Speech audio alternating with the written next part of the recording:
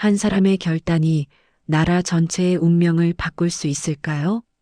전자산업이라곤 찾아볼 수 없던 나라에 반도체 혁명을 일으킨 한 기업가가 있습니다. 도박에 빠져 밤마다 헤매던 청년이 어떻게 대한민국 경제의 중심축을 만들어냈는지 수천억 원의 적자를 감내하며 미래에 투자한 그의 선택이 오늘날 우리에게 어떤 의미인지 함께 살펴보려 합니다. 지금부터 삼성그룹 창업주 이병철 회장의 파란만장한 인생 여정을 시작하겠습니다. 이병철은 기업가로서 삼성을 세운 인물이자 3대 회장을 지낸 전설적인 경영인입니다. 그가 없었다면 지금의 삼성전자, 신세계, CJ, 한솔, 중앙일보 같은 기업들도 존재하지 않았을 테니까요. 범삼성가라 불리는 이들 기업은 모두 그로부터 시작되었고 현재까지도 한국 경제에서 막강한 영향력을 행사하고 있습니다. 그가 세상을 떠난 뒤 여러 기업이 분리되었지만 한솔은 장녀 이인혜 씨가, CJ는 장남 이맹희 씨가, 삼성은 삼남 이건희 씨가, 신세계는 다섯째 딸 이명애 씨가 각각 물려받았죠. 이병철의 할아버지 때부터 이미 만석군이었다고 합니다. 만석군이란 쌀만석 정도를 수확할 수 있는 땅을 가진 부자를 의미하는데 당시로서는 상상하기 힘든 부를 누리던 집안이었던 셈이죠. 어린 시절부터 경제적으로 넉넉한 환경에서 자란 그는 공부에도 재능을 보였습니다. 서울 종로에 있는 중동고등학교를 우수한 성적으로 마친 뒤 일본의 명문 와세다 대학 정치경제학과에 합격했으니까요. 다만 건강 문제로 학업을 중단하고 고향으로 돌아와 몸을 추스른 뒤 다시 서울로 올라왔습니다. 그 후 2년 정도는 아버지가 보내주는 생활비로 지내면서 특별한 계획 없이 시간을 보냈다고 해요. 자서전을 보면 취직 같은 건 생각해 본 적도 없었다고 하니 당시 그가 얼마나 막연한 상태였는지 짐작할 수 있습니다. 고향으로 내려가도 상황은 비슷했습니다. 아버지와 형이 이미 집안일을 꾸려가고 있었기에 그가 끼어들 여지가 없었죠. 일본에서 직접 계량 종자를 들여와 농사를 시도해 보기도 했지만 취미 수준에 불과했다고 합니다. 그렇게 무료한 나날을 보내던 그는 친구들과 함께 골패라는 도박에 빠져들었습니다. 매일 밤늦게까지 놀다가 달빛을 보며 집으로 돌아오는 생활이 반복되었죠. 솔직히 이런 부분이 저는 참 좋더라고요. 성공한 사람들의 이야기를 보면 대부분 처음부터 완벽했던 것처럼 포장되어 있는데 이렇게 솔직한 면모가 드러나니 훨씬 더 인간적으로 느껴집니다. 집안이 워낙 부유했기에 직업 없이도 생활하는데 큰 문제가 없었고 26세에 결혼할 무렵에는 이미 아이가 4명이나 있었다고 합니다. 인생의 전환점은 어느 날 밤 찾아왔습니다. 자서전의 표현을 빌리자면 방문을 열고 달빛 아래 잠든 아이들의 모습을 본 순간 꿈에서 깨어난 듯한 충격을 받았다고 해요. 그렇게 자책하며 깊은 생각에 잠겼는데 독립운동을 할까, 일본 공무원이 될까, 아니면 사업을 시작할까 고민하다가 결국 사업으로 마음을 굳혔다고 합니다. 훗날 인터뷰에서 이 시기에 대해 물었을 때 그는 흥미로운 답변을 남겼습니다. 헛된 시간이 아니라 삼성을 만드는데 결정적인 영향을 끼친 시기였다며 어떤 인생에도 낭비라는 것은 있을 수 없다고 말했죠. 실업자가 10년간 낚시만 했다고 해도 그 10년이 헛되었는지는 그 사람이 그 시간에서 무엇을 느끼고 배웠느냐에 달려 있다는 겁니다. 문제는 시간을 허비하는 게 아니라 그 경험을 얼마나 소중한 자산으로 만드느냐에 있다는 철학이었어요. 이후 아버지로부터 받은 쌀 300석 상당의 토지로 사업을 시작해 마산에서 협동정미소를 창업했습니다. 정미소 사업이 잘 되자 운수업에도 진출했고 1938년에는 대구 서문시장에서 동업자 허정구와 함께 삼성상회를 설립했습니다. 1942년에는 조선 양조를 인수하는데 이때 커피로 유명한 동서식품을 키운 김지명 전 사장이 삼성에 합류해서 이병철과 30년 넘게 함께 일하게 됩니다. 사업이 궤도에 오르면서 돈을 벌기 시작하자 부동산 투자에도 손을 댔습니다. 부동산으로 제법 수익을 올렸으나 태평양 전쟁이 터지면서 사업과 부동산 모두 타격을 받았고 부동산 투자에서는 큰 손실을 입었죠. 전쟁이 끝난 뒤 빠르게 회복했고 부동산을 제외한 다른 사업들은 건실하게 유지되었습니다. 경제적 관점에서 일본의 패망을 예견하고 사업을 더욱 키워나갔다고 해요. 6.25 전쟁이 발발했을 때 처음에는 금방 끝날 거라 생각해 그대로 머물렀지만 북한군이 서울을 점령하자 이리저리 피신해야 하는 처지가 되었습니다. 이때 북한군이 시민들의 재산을 빼앗는 모습을 목격하며 공산주의에 대한 부정적인 시각을 갖게 되었고 자신이 쌓아둔 재산도 상당 부분 잃으면서 큰 타격을 받았죠. 이때 운전기사였던 위대식의 헌신적인 도움으로 서울을 탈출할 수 있었는데 위대식은 나중에 삼성그룹에서 이사 대접을 받았고 그가 세상을 떠나자 이병철이 자신의 무덤 옆에 묻어달라고 할 정도로 각별한 관계였다고 합니다. 서울에서 빠져나온 돈으로 1951년 부산에 삼성물산을 설립했습니다. 전쟁으로 여기저기 널린 고철을 모았는데 이 고철을 2차 세계대전의 여파로 철이 부족했던 일본에 팔고 일본에서 벌어들인 달러로 홍콩에서 설탕과 비료를 수입해 국내에 공급하는 사업을 시작했죠. 불과 6개월 만에 당시 돈으로 10억 원이 넘는 수익을 올렸고 1년 만에 60억 원의 재산을 모으며 단숨에 재기에 성공했습니다. 전쟁이 끝난 뒤에는 전국에 흩어진 철 파이프를 수거해서 재수출하는 사업까지 하면서 말 그대로 돈을 쓸어 담았어요.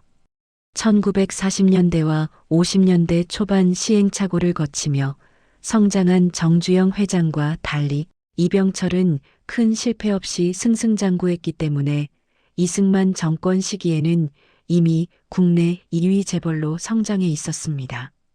삼성물산에서 모은 자금으로 1953년 제1제당을 설립했는데 이게 바로 지금의 CJ입니다. 1954년에는 제1모직을 만들면서 지금 삼성그룹의 기본 골격을 갖추기 시작했죠. 당시 설탕은 상당히 비싼 품목이었는데 근 300원 하던 설탕 가격을 50원까지 낮추는데 기여했습니다. 정부가 모직물 수입 금지 조치를 내리면서 제1모직은 국내 시장에서 급성장하게 됩니다. 이승만과는 독립운동 시절부터의 인연으로 친분이 있었는데 4.19 혁명으로 정권이 무너지면서 부정축제와 탈세 혐의로 검찰에 연행되어 50억 원의 벌금형을 받았습니다. 당시 50억이면 엄청난 금액이었지만 이미 삼성은 50억 정도로는 전혀 흔들리지 않을 만큼 커져 있었죠. 문제는 5.16 군사정변이 일어나면서부터입니다. 박정희 정권이 정당성 확보를 위해 재계 인사 11명을 부정축제자로 지목해 구속했는데 재계 1위였던 삼성의 이병철이 1호로 불리며 부패 혐의를 뒤집어쓰게 된 거예요. 결국 경제 운용과 성장을 위해 타협이 이루어졌고 이병철과 박정희 정권은 협력관계를 맺게 됩니다. 10년 가까운 우여곡절 끝에 이승만 시절부터 계획했던 비료 공장을 설립하게 되었고 울산의 100만 평 부지에 연간 36만 톤을 생산할 수 있는 사업장을 지었습니다. 연 36만 톤이면 당시 세계 최대 규모였는데 이 등이 28만 톤 정도였다고 하니 얼마나 대규모였는지 짐작할 수 있죠. 이 공장을 짓는 과정에서 또 한 번 시련이 찾아옵니다. 바로 유명한 사카린 밀수 사건이죠. 간단히 설명하면 삼성이 비료 공장을 짓기 위해 만든 한국비료공업이 일본 미쓰이 그룹과 손잡고 사카린 2259포대, 약 55톤을 건설자재로 위장해서 들여와 판매하려다 적발된 사건입니다. 당시 소문으로는 중앙정보부와 박정희 정권의 비자금 조달을 위한 일이었다는 설도 있었어요. 사카린 밀수 사건으로 국민의 거센 비난을 받게 되자 책임을 진다며 경영 일선에서 물러나고 한국비료공장과 삼성이 운영하던 대구대학교, 지금의 영남대학교를 정부에 넘겼습니다. 한국비료공장은 당시 삼성 매출의 30%를 차지하던 알짜 기업이었는데 정부에 넘긴 거죠. 게다가 대학은 박정희가 사재로 기부했다고 기록되어 있고 박근혜도 이사장을 역임했기 때문에 여러 비난을 받았습니다. 한국비료공장은 1994년 이건희가 다시 사들였어요. 한동안 삼성그룹은 장남 이맹희가 이끌었지만 경영하는 모습이 마음에 들지 않았는지 나중에 막내 아들 이건희가 삼성의 수장이 됩니다. 1968년 상황이 조금 진정되자 다시 삼성 수장으로 복귀했는데 쉬는 동안 전기산업 진출을 고민했으나 몇몇 사람들의 조언을 듣고는 자신과 맞지 않다고 판단해 포기했습니다. 대신 언론의 파급력을 깨닫고 비료공장도 넘어간 김에 새로운 사업을 시작했습니다. TBC 동양방송과 중앙일보가 삼성의 새로운 사업이 되었죠. 중앙일보는 지금까지 남아있지만 TBC는 1980년 전두환 시기에 언론 통폐합 정책으로 KBS로 흡수되어 지금의 KBS2, KBS2FM이 되었습니다. 당시 방송계에서는 이병철이 분해서 눈물을 흘렸다는 이야기가 돌았는데 소문이긴 하지만 그럴 만도 했겠죠. 이런 일을 겪으면서도 다른 사업을 위해 정보를 수집하고 공부를 계속했습니다. 한일은행, 상업은행, 조흥은행, 한국화재, 동방생명 등을 인수하며 사업을 확장했고 1966년에는 대한암협회 회장으로 있으면서 고려병원을 설립했습니다. 삼성의료원을 만들고 대구대학과 성균관대학 이사장을 지내며 삼성전자와 전기 등 첨단 산업에 관심을 두기 시작했죠. 1970년대부터는 큰 사건 없이 사업을 꾸준히 확장해 나가다가 시간이 훌쩍 흘러 1982년 암 수술의 고비를 넘기고 70대 노인이 되었습니다. 이제 많이 늙었고 쉴 법도 한데 2년 전 70세 때 만났던 후지스 회장. 이나바 슈즈 박사와의 대담에서 나온 반도체 이야기를 귀담아 듣고 미국의 반도체 산업을 시찰하러 나섭니다. 당신은 첨단 산업이 미래라며 반도체, 컴퓨터, 신소재, 우주항공, 해양공학 등 부가가치가 높은 기술로 경제 구조가 변화하던 시기였고 기존 사업들이 안정적으로 돈을 벌어오고 있었죠. 미국에 간 이병철이 본 것은 실리콘밸리의 혁명이었습니다. 만약 이때 이병철이 반도체 사업을 시작하지 않았다면 한국은 지금보다 경제 상황이 훨씬 안 좋았을 겁니다. 실리콘밸리의 젊은이들을 보며 반도체 사업 투자를 결심했는데 사실 이전에도 이건희가 반도체 사업 진출을 위해 한국 반도체를 인수했다가 경영난으로 사라질 뻔한 것을 삼성전자가 다시 인수해 살린 실패 경험이 있었습니다. 이병철은 지금이 아닌 미래를 보며 한국과 일본의 전문가들을 찾아다니며 정보를 수집하고 얻은 지식으로 반도체 산업에 뛰어들기로 결정했습니다. 이미 미국과 일본 업체들이 반도체 시장을 선점한 상태였고 반도체는 사업 특성상 1등과 2등의 격차가 크며 2등이 아니면 살아남기 힘든 분야였습니다. 이병철은 세계 최고 수준으로 만들겠다며 과감히 사업에 뛰어들었죠. 반도체 산업의 진입 장벽은 지금까지와는 차원이 다르게 높았습니다. 최고의 인력과 최고의 시설을 갖추면서 64K 디램을 처음으로 수출했는데 다른 나라 기업들이 가만히 있을 리 없었죠. 1984년 10월 미국 마이크론사가 64K 디램 가격을 3달러에서 1달러 80센트로 대폭 인하해버렸습니다.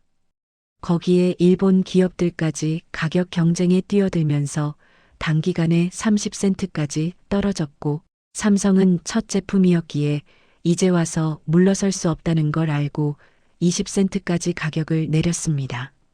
한 해에만 1,300억 원의 적자를 보면서 직원들이 지금이라도 손을 빼야 한다고 건의했지만 이병철은 내 눈에는 돈이 보인다며 꿋꿋이 밀어붙였습니다. 세계적인 반도체 가격 경쟁이 계속되고 적자가 쌓이는 와중에 업계에서 기적이라고 부르는 256K 디램을 세계 최초로 개발합니다. 저는 이 대목에서 소름이 돋았어요. 1986년에는 1메가바이트 디램 개발에 성공하며 본격적으로 선두에 나서게 됩니다. 256K 디램 때문에 다시 적자를 보더라도 확고한 기술력과 시설이 갖춰진 이상 사업이 궤도에 오르는 건 시간 문제였다고 생각한 이병철은 더욱 많은 투자를 했고 256K 디램 제품은 시장 출시 1년 만에 디램 시장의 10%를 점유하게 됩니다. 이후 제품들은 세계 최초 개발이 아니었기에 가격 경쟁으로 더 이상 삼성을 누를 수 없게 되었습니다. 삼성전자는 반도체를 기점으로 이건희 시대에 이르러서는 미국, 일본의 선두주자들을 추월하고 한국의 1등이 아닌 세계적인 기업으로 성장하게 됩니다. 2004년에는 이때 만들어 놓은 인재풀과 기술력을 바탕으로 TV와 휴대폰 사업까지 성공시키며 세계 최강이라던 소니의 시가총액을 제쳤습니다. 한국 주식은 북한 때문에 어쩔 수 없이 저평가된다는 코리아 디스카운트에도 불구하고 시가총액만으로 세계적인 기업 반열에 올라서며 삼성을 보고 해외에서 주식 투자도 많이 들어오게 되었죠. 이병철은 이렇게 반도체 사업의 기반을 닦은 뒤 평소 즐기던 흡연이 원인이 되어 폐암이 발병했습니다. 10년 가까운 투병 끝에 1987년 11월 19일 서울 이태원동 자택에서 77세를 일기로 생을 마감했습니다. 정부는 국민훈장 무궁화장을 추서했고 포항 아트홀에서 영결식을 거행한 뒤 유해는 용인 자연농원, 지금의 에버랜드 부지에 안장되었습니다. 그의 호는 호암으로 호암재단 홈페이지에 가보면 이런 글이 있습니다. 사람은 누구나 자기가 과연 무엇을 위해 살아가고 있는지를 잘 알고 있을 때 가장 행복한 것이 아닌가 생각한다.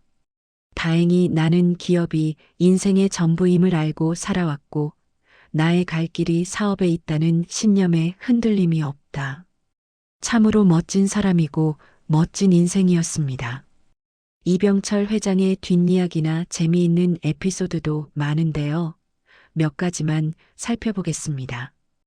이건희 스토리라는 책을 보면 이병철 회장은 양복도 일반 브랜드가 아닌 도쿄에 있는 개인 양복점에서 맞춤으로 지어 입었고 만년필은 항상 워터맨 제품을 여러 개 사서 쓰다가 그중 가장 필기감이 좋은 것만 골라서 사용했다고 합니다. 최고를 고르는데 자기만의 철학이 있었다고 하죠. 무엇을 하든 최고가 되고 무엇을 쓰든 최고를 쓴다는 철학이었습니다. 그래서인지 삼성그룹 건물의 엘리베이터는 탑승감이 좋은 독일제 티센크루프를 많이 쓴다고 하네요. 하나 더, 죽기 전 가톨릭 신부에게 철학적인 24개의 질문을 남겼는데 이 질문들이 아직까지 남아 있습니다. 질문 중 몇 개만 보자면 1번 질문은 신의 존재를 어떻게 증명할 수 있나? 신은 왜 자신의 존재를 똑똑히 드러내 보이지 않는가? 13번은 종교의 목적은 모두 착하게 사는 것인데 왜 천주교만 제일이고 다른 종교는 이단인가? 24번은 지구의 종말은 오는가? 등이 있습니다. 사실 모순을 교묘하게 지적하거나 깊은 질문이라기보다는 대부분의 사람들이 궁금해하는 것들을 질문한 경우가 많습니다. 여기까지 삼성호암 이병철의 인생이었습니다. 도박에 빠져있던 청년이 어떻게 대한민국 최고의 기업인이 되었는지, 그리고 수천억 원의 적자를 감내하면서도 미래를 향한 투자를 멈추지 않았던 그의 결단이 오늘날 우리에게 어떤 유산으로 남았는지 생각해 보게 됩니다.